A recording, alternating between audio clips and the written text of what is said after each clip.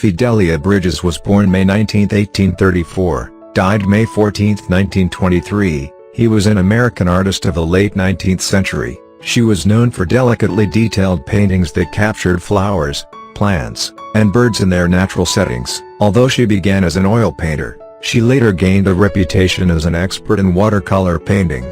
She was the only woman among a group of 7 artists in the early years of the American Watercolor Society. Some of her work was published as illustrations in books and magazines and on greeting cards.